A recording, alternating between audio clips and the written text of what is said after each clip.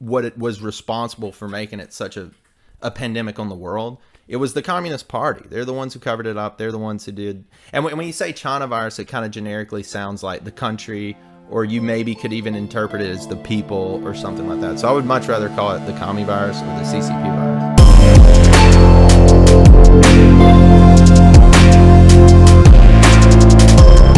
What's up, everybody? Welcome back to the channel. Today I am here with Jack. He is an Australian expat living in China. And today we're going to kind of just be chatting about the coronavirus. I'm going to kind of get his perspective on a lot of the news that's out in America and in China, see what it's been like for him, and just kind of chat about it. So, Jack, welcome to the channel. How you doing? I'm good. Thanks for having me. Hey, thanks for being here, for real. Okay, yeah, the first thing I wanted to start off with was kind of some news headlines that are circulating and see kind of what China is saying about it. So first, Trump caught a lot of flack for calling the coronavirus a foreign virus. And then on top of that, now he's called it the China virus. And the media kind of blew up on it, but I kind of want to see what China is saying about that. I haven't seen anything specifically about that, but when I've spoken to, my friends and stuff like that, they've never brought anything up like, oh, can you believe Trump? He said that and whatever. My white friends have brought it up, but no Chinese people. I don't think they seem to really care that much about stuff like that. What was Luna saying about it then? She doesn't even know about it. But just other friends that I have, they've not, when they speak about the politics of the virus, they haven't mentioned that. But I have one friend that did bring it up, like, oh, can you believe he said that? And it's not a foreign virus; it's just a virus. Yeah. Okay. What about because China now is catching some flack for the way they handled it in the beginning. How is China kind of reporting that? The whole cover-up aspect of it? Well, I mean, I follow, the Southern China Morning Post, I think it's called, which is a Hong Kong-based one. Not that it matters that much, but that's the non-propaganda paper. And they think that, yeah, I know they've said what you just said. But all the stuff that I see in my moments, which will be all propaganda because the Chinese won't know about it. They never say anything like, "Oh, we regret being bad to the doctor and not acting earlier." When China does something bad, they don't want to admit it. When they do something good, they'll blow it up and say how great they are, which is in part true in this case, right. But obviously not completely true. In part true that they handled it correctly. They did a really good job. Oh yeah, once they started to handle it, they've done an amazing job. Today, so in the beginning, or in the very beginning, I wasn't looking at the death toll graph and stuff like that. But maybe like 2 weeks after it started to get famous, this virus, I was looking at the death toll graph basically every day, and it would be between like minimum 100 to 200 every single day deaths in China, and mostly in Wuhan or Hubei, whatever. And now it's just single digits every day. Yesterday was like 3 deaths. Today, I don't know, 9 or something. And 2 days ago, I think, was the first time since the virus started there wasn't any new cases in all of Hubei province, which is a big province. So, that's really saying something. I saw that on the news as well. Okay, but how much can you trust whatever they say over there? Like, can you trust that?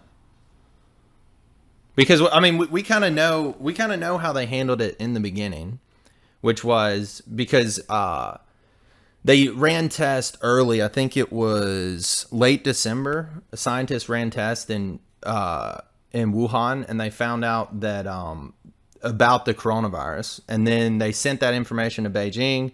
Beijing sends back a gag order, tells them to destroy all the evidence. a massive cover up happens, and then the news was not. It's not like China was reporting any of that. They were trying to cover it all up and hide it. And then when it finally breaks, and the news is out there, and a word of the virus actually gets out, then they decide to actually do something about it. So can you actually trust the numbers that they're even saying now? Could you trust the infection numbers to begin with? And then can you trust what they're saying now? How much of it do you think is just BS, and how much of it do you think is actual? Yeah, in the beginning, no. Yeah, can't trust them. And not only, like, two reasons you couldn't trust them. One, like, I mean, the major factor is that it's China and you can never trust them. And secondly is their the way that they define deaths was different. Do you know about the difference between the deaths? No, I do know that because I was looking into this for the flu in China, because they have such a low death rate for the flu, and the way they record flu deaths is not the same as the rest of the world. So they'll say, like, let's say somebody had a condition or something, or they were maybe they had some kind of respiratory condition before they get the flu, they die, they report it as the respiratory condition and not the flu. So is it something similar to that? Yeah, right. So that's why when the Wuhan guy, the guy in charge of all the Wuhan health stuff, when he was fired or whatever, and the Shanghai guy came in, the deaths skyrocketed, and it was because they changed the way that they diagnose it, and like, yeah, they did the whole way that most of the world, or at least America, will say how someone died, so they stopped saying, oh, they died of, heart failure or whatever. They'll say, okay, coronavirus. So then the numbers went up heaps. How is Kind of a fact. So propaganda and they were the two things that made everything kind of change. So before the Shanghai guy came in, you really couldn't trust anything. But I only very kind of recently learned about that diagnosis thing. I only learned about that like 3 weeks ago or whatever. So yeah, You're kind of buying into it then, it seems. Like you're kind of like, okay, yeah, these numbers are accurate. This is how many people had it. This is the amount of people who died. And effectively, the virus has completely stopped. Like you're kind of buying into that narrative.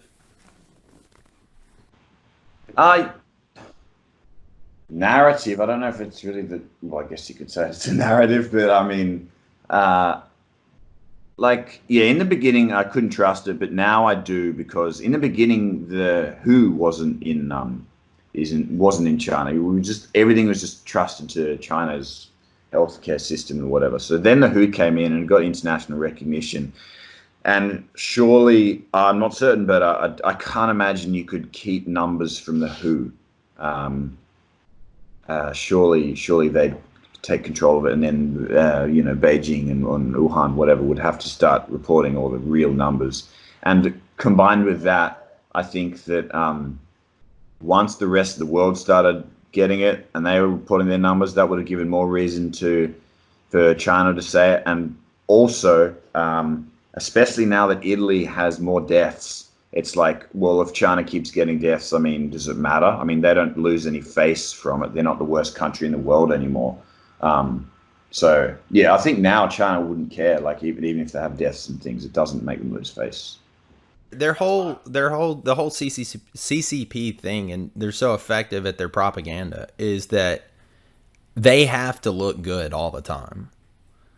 So I can never trust their numbers, because the whole reason the cover up happened, and with the whole reason the cover up happened was because they wanted to save face. They didn't want to look like this virus was breaking out. They didn't want to look like it was a pandemic, and so they tried to just cover it up in the beginning to save face. But then when it blew up and it got so Right term, it's to preserve social harmony. That's what they always want to do.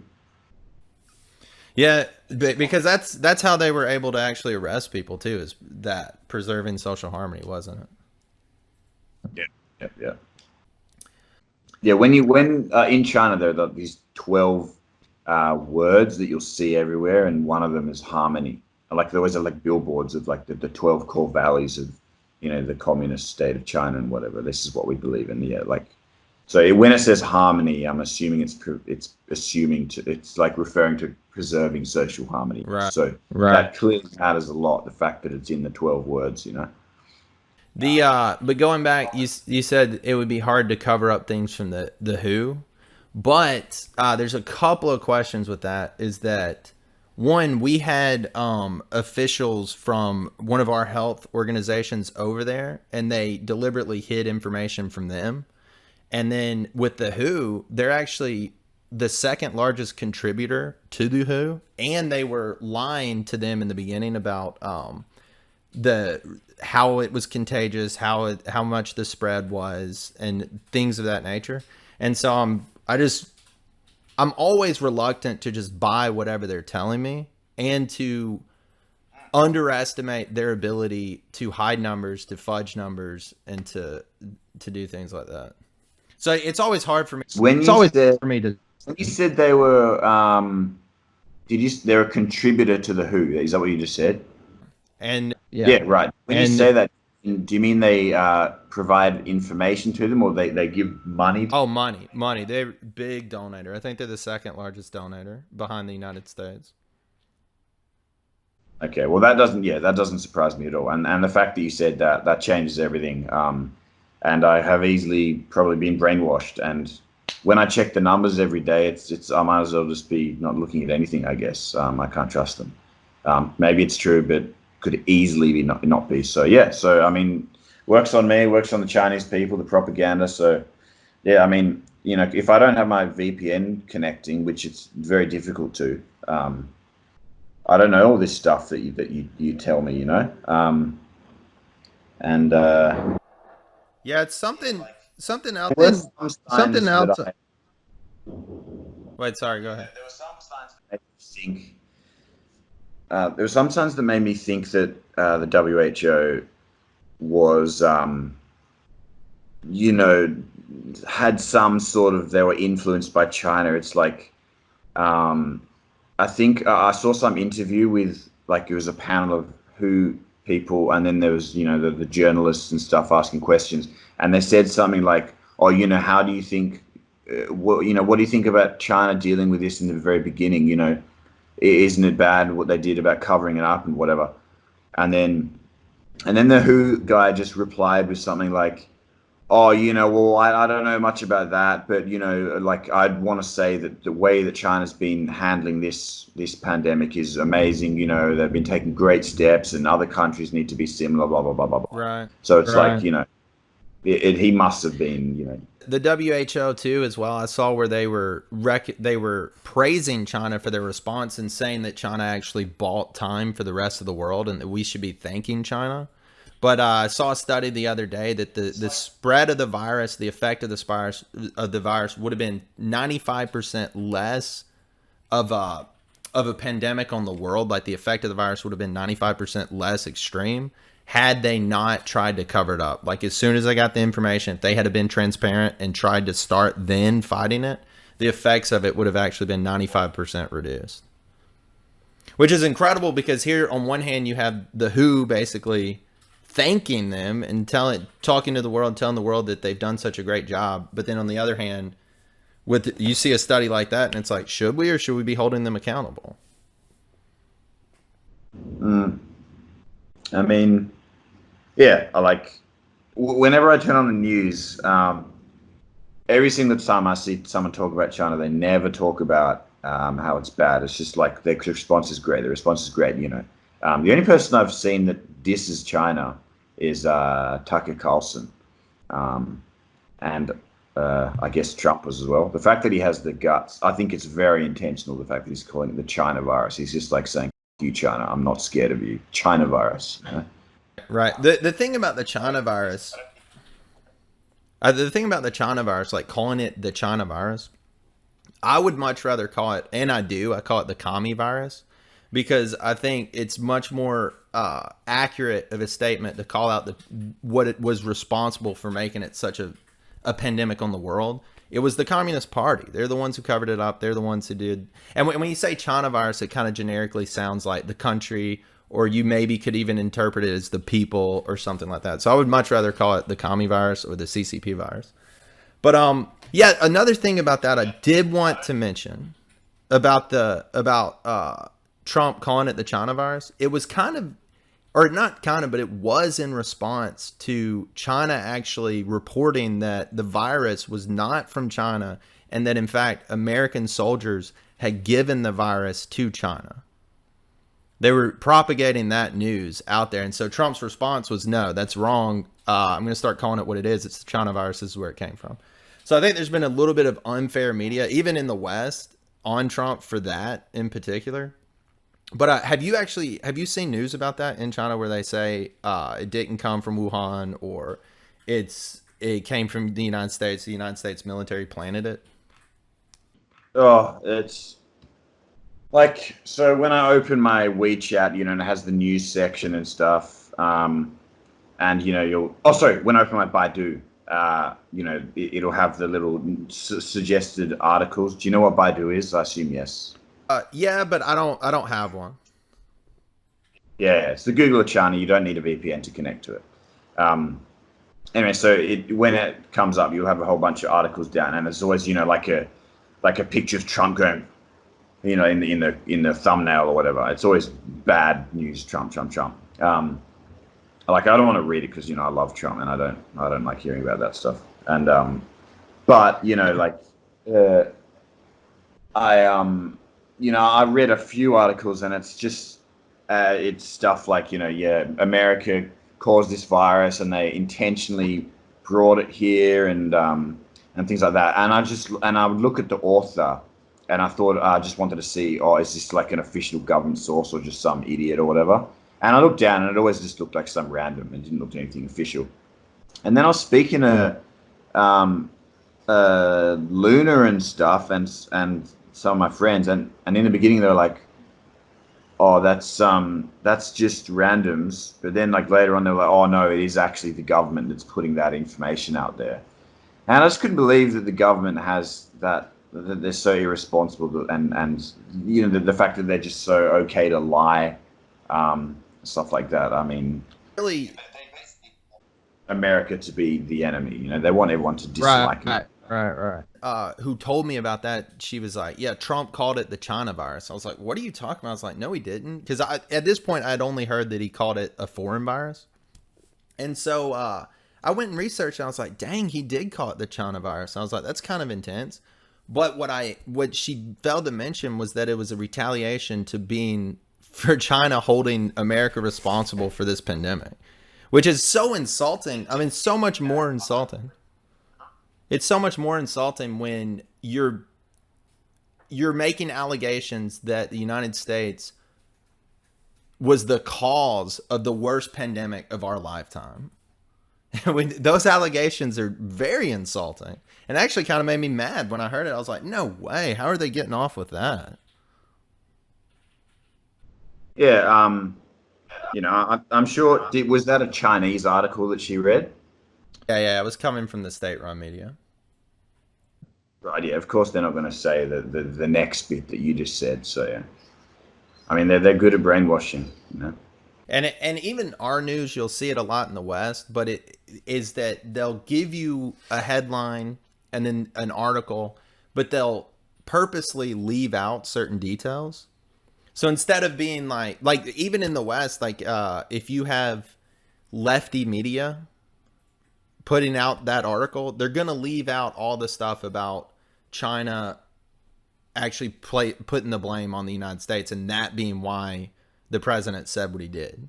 Instead, they'll just report that he called it the China virus, and that this is causing more xenophobia in the United States and things like that. So we get it in the West too, but at least we have alternative forms of media. So you can go to YouTube, you can watch people talking about it, you can go to right-wing news, you can go to middle-of-the-road news if that's out there. I don't know if it is. I haven't seen it. But there's other mediums and other platforms you can actually get the information. And in China, unfortunately, it's just the one news source. This is where you get your news, and it's obviously never going to make the CCP look bad. It's always about saving face, making them look good, so it's unfortunate. Yeah, and so I reckon it's kind of like two things going on there with the Western media. You could easily just be Beijing influence, who knows? Maybe China's like giving these press money, the press companies money. I don't know. It's just a potential.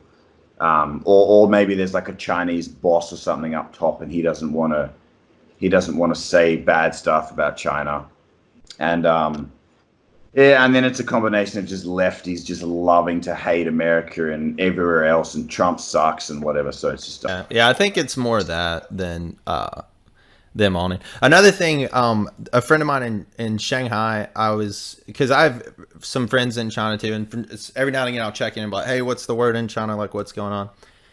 And so I asked her, I was like, well, what is China saying about all this stuff that's coming out? And the thing she said, like right off the bat, she was like, China will rise up from this. China will be stronger. China's going to be the world power. And then she said, Trump's a racist because he called it the China virus, which we already talked about. And then she also said that death is coming to America. And I was like, is this really the kind of information you're getting over there? It's like, we're sitting in the middle of a pandemic, and the reports you're saying are that death. Was she really happy to say that? No, she didn't buy into it. She doesn't buy into it. She's kind of one of those Chinese who's been out and around a lot.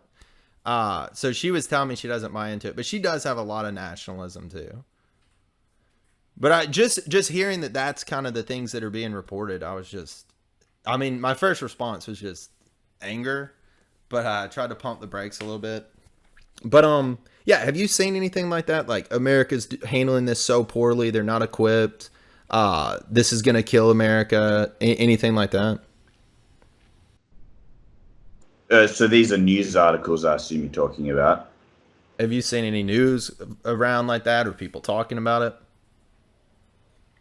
No, not really. But look, that doesn't mean anything. I mean, some Chinese people, I'm assuming more educated ones, love talking politics, but most Chinese people don't really care about politics. So that's why I don't really hear about this stuff much. During this, like with all of this, because there was tensions between America and China before, but now do you feel like there's kind of a negative attitude towards foreigners? Has that created any kind of stigma? Look, some people might feel offended by things. Like that's the thing about China. Like, they're not fully adapted to foreigners. Like, both culturally and kind of like in a business manner. So, for example, like sometimes if you try and stay in a hotel in China, they'll say, sorry, we can't have any foreigners. And if you're in China for the first time, you might be like, oh my God, they're racists, they're horrible. But it's just because they don't have a license to allow foreigners to stay. I don't know why you need a license. Maybe it's passport related and they don't want to be responsible for that, whatever. So sometimes foreigners will run into these types of problems. And it's I don't think it's got anything to do with racism most of the time. But another thing that's happened recently with me and my friend, we were going into my friend's apartment complex, and as soon as they saw that we were white, they were like, oh, where are you from? Like, did you go back to your own home country when you during the holidays and stuff? And I was like, no, we didn't. And they're like, where are you from? And I said, Australia. And Australia in Chinese sounds like Italy. And they're like, oh, Italy, that's terrible. No, Australia, not Italy. And then they're like, oh, okay. And then they begrudgingly let one of us go inside. Oh, wait. No, did they not even let either of us go inside? Oh, yeah, no, yeah. They let one of us go inside, but they said, I mean, I could go in if I really wanted to, but I'd have to do all this registration and stuff, and my passport number and phone number and what time I come in, and it just would have been a complete to get into the complex. So I was like, I just waited outside. So yeah, it is definitely it's a bit inconvenient being a foreigner, but it's not like people, when I'm walking down the street, they really like kind of get away from me or anything like that, or they're mean to me, or they won't serve me and stuff. That's my personal experience, but there's like I've seen things on WeChat where it is like that. Like as soon as they see a foreigner, they get really far away. I've seen a few things like that as well. Now, but and it's odd because in China, Racism, in my opinion, because Italians are pretty white. So if they think that you might be Italian, which is the worst country in the world, although Iran's very dubious, then fair enough. I mean, they're just trying to look out for themselves. I mean, they know that China's getting better. That's as long as the news is true. We don't know, but assuming that it is true, they know that China's getting much better. And the people that are screwing up China right now, they're all foreigners. The most recent 2 cases that came into my province of Zhejiang were both from Turkey, so not Chinese people. And I agree with that too. I don't think there's anything racist about it to take precautions when you see a foreigner, especially in a situation like this. I do think it's a bit hypocritical if people are going to, because I've heard Chinese people make the claim that America is so racist and all this stuff, but I mean, all of our hotels welcome whoever. We don't discriminate against anyone, at least with the law. Nobody can do it. And then in China, I've actually run into that same problem where I went to a hotel. I think I went to 2 hotels before I finally was just like, well, where can I stay? Can you point me to a hotel where I can stay? Where they turned me away, actually. So I think it's a bit hypocritical when they try to make the claim that the West is racist and that we have racial problems, and then they do that. But I don't see it as a problem. I'm kind of like you, where it's like, fair enough. Take care of yourself. If you see somebody that you think maybe is higher risk, then stay away from that person. So I don't have a problem with it at all. It's just kind of the hypocritical aspect of it.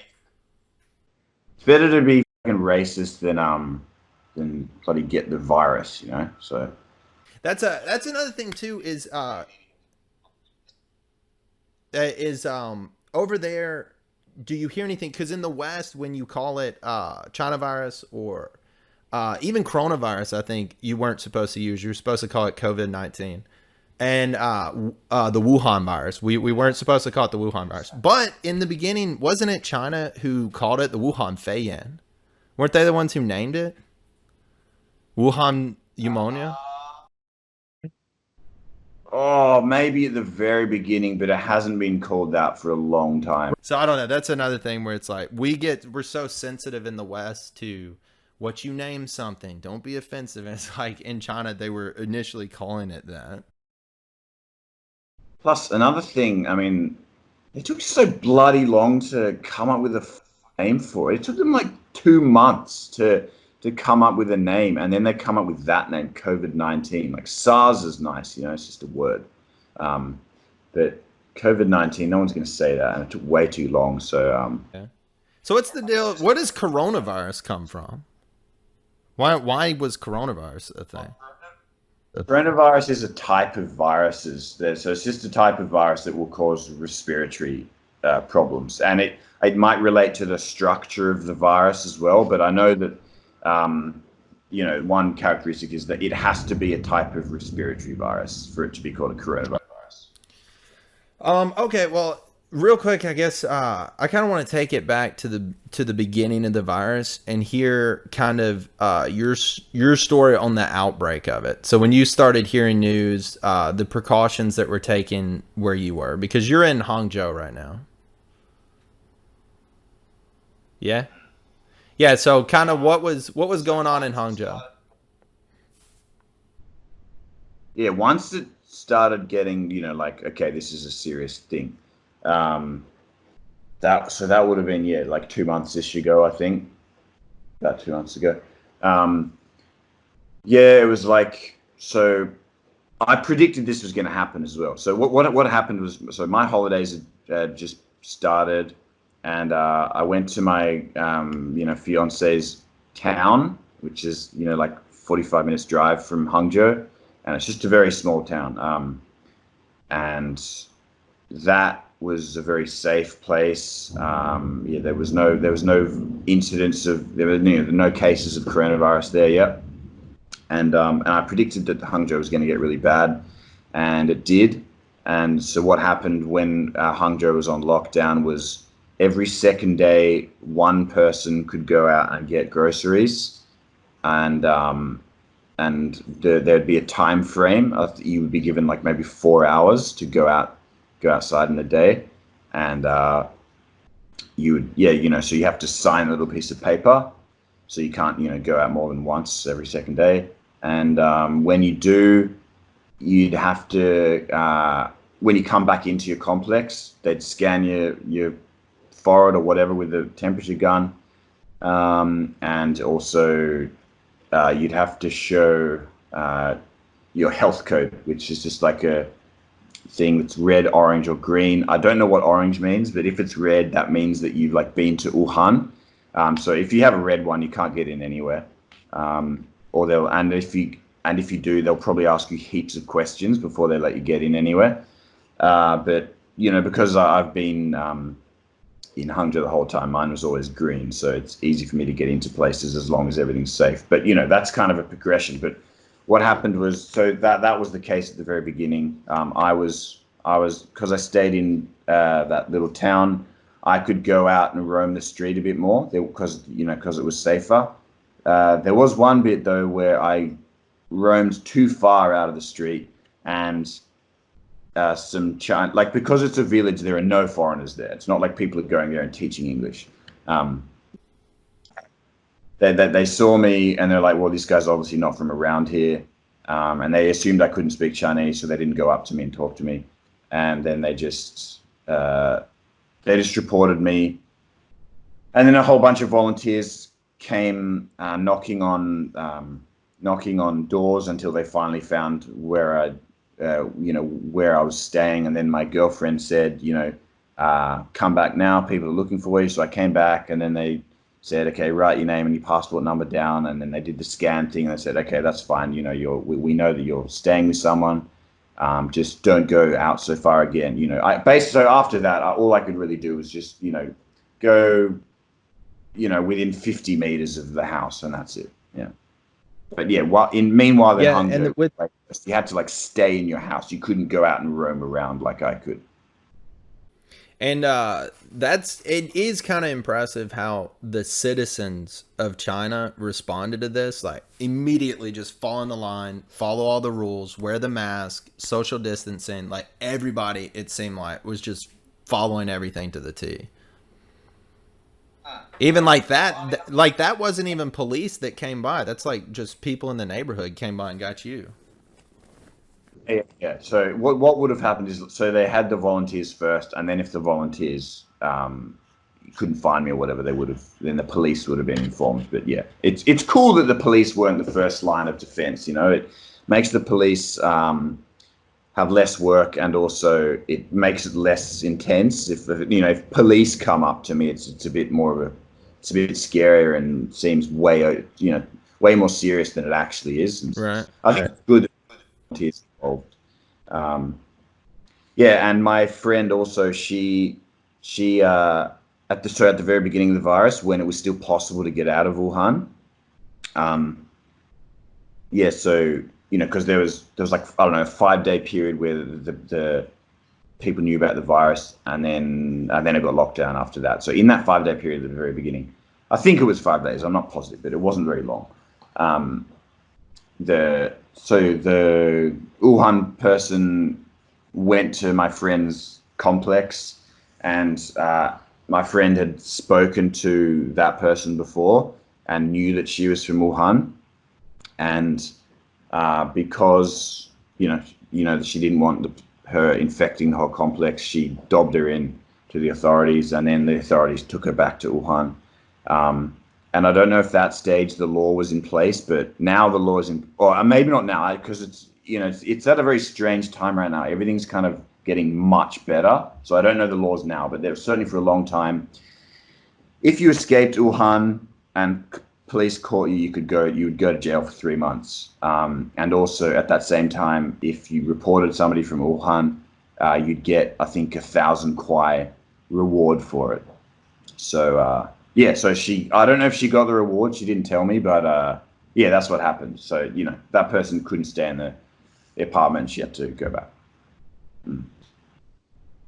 Yeah, that's gonna be a test for America. Is I know a lot of people are on board with it, and you see a lot of people practicing social distancing, wearing masks, but not everybody's doing it. Like yesterday, I went to the park, and it's the park's just full of people here in Atlanta, and Piedmont Park. There's just tons of people out. Life seems to be carrying on almost as normal. And I feel like it's going to be, we'll see how it plays out, but it's going to be interesting to see if America is able to get the citizens on board with, especially younger citizens, when we know like it's not dangerous for us. If it's going to be, because like China was so easy to get on board with following all the rules. Yeah, I mean, the culture is just like that. They listen to the government more, and if the government says something, then they'll just kind of obey.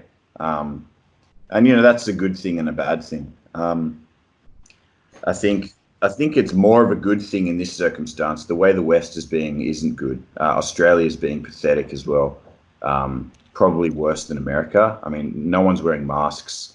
Because I'm on this language app, and the Chinese people are saying, like, some Chinese people in Australia, and they're saying, like, why does everyone look at me so strangely when I wear a mask? And they always comment on it and stuff like that. So the Australians just aren't doing it, and then they think that people that wear masks are weird. Yeah, and it's because like in Asia, they're so used to wearing the mask anyway. Like if you went out on a day when the virus wasn't broke out, you're going to see tons of people wearing masks in China.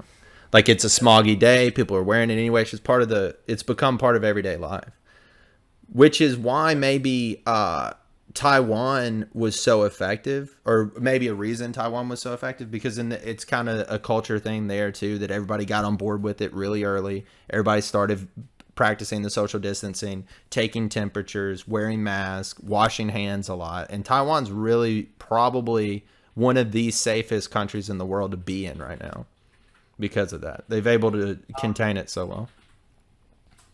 Yeah, you mentioned the thing about the masks being like a part of everyday life and whatever, but I don't know if that's really true. Like it makes sense, but I mean, Taiwan's not polluted, is it?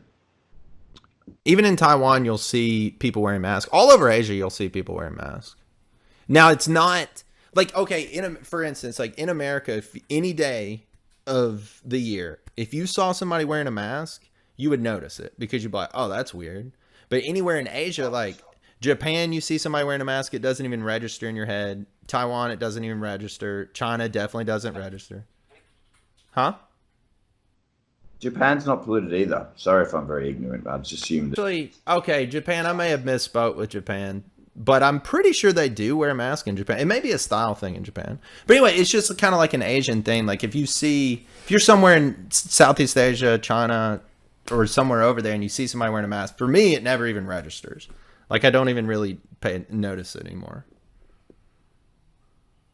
Yeah, well, I think, but it's also just that they're just more sensible. Even if there wasn't any pollution, I think that they'd just be like, okay, well, we've got to deal with this and wear the masks. And they're not as obsessed with image, strangely enough, as Western people.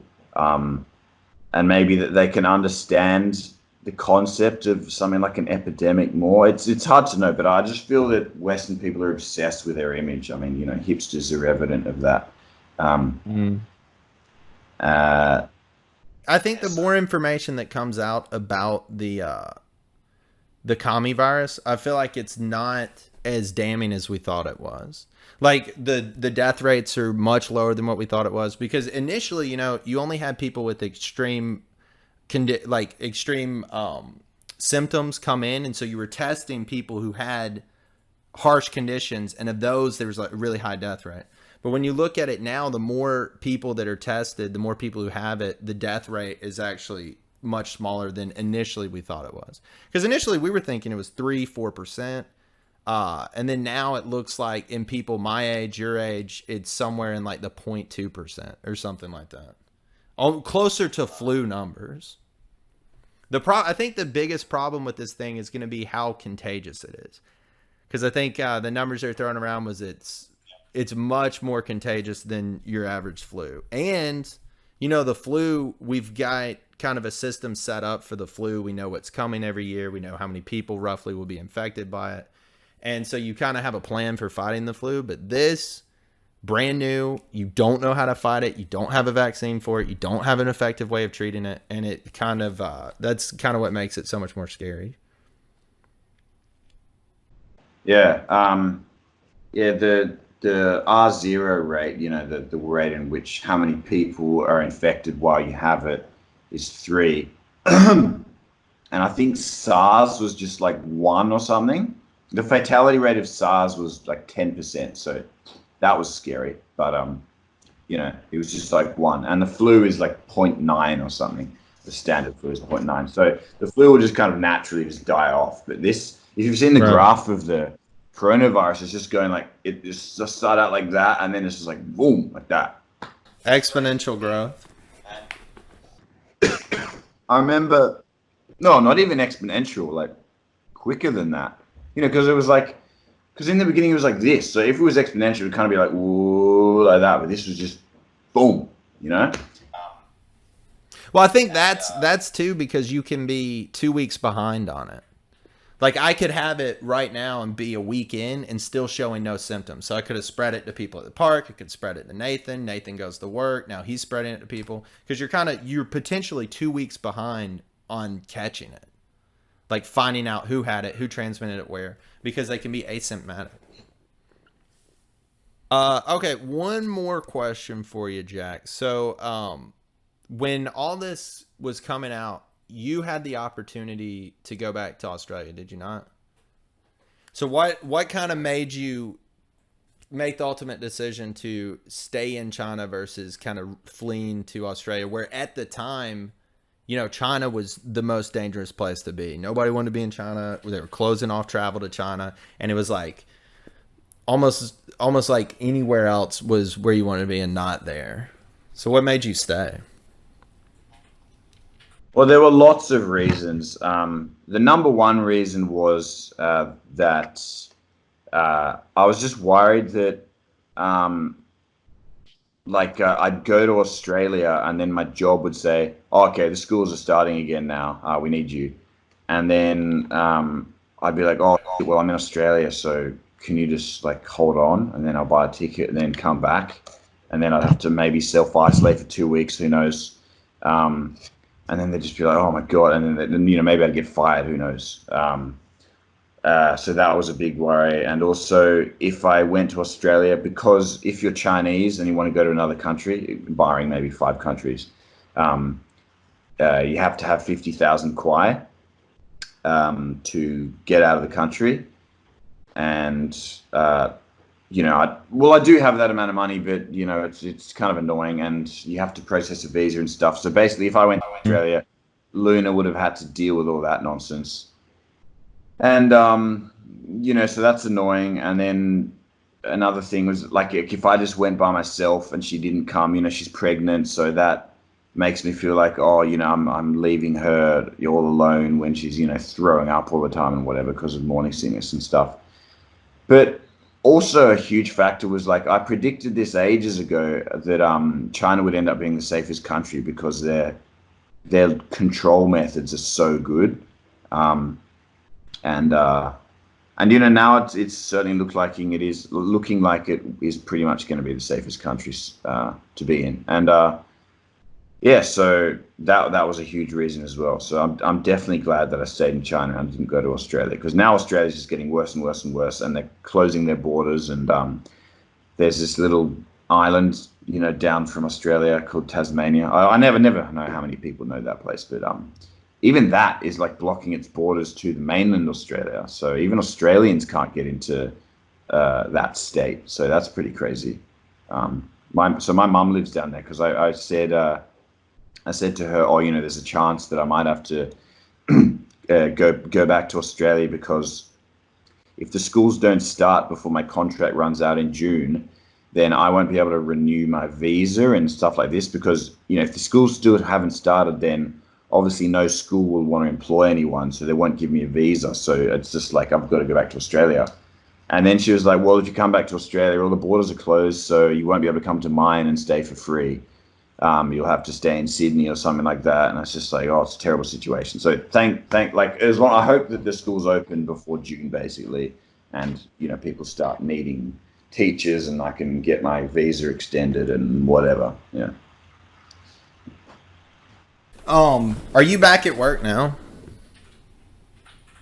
No, I've been off for like So since January, maybe like January the 15th or something. So what's March something now? What is it? Oh, yeah. So I've been on holiday for like 2.25 months. Getting cabin fever?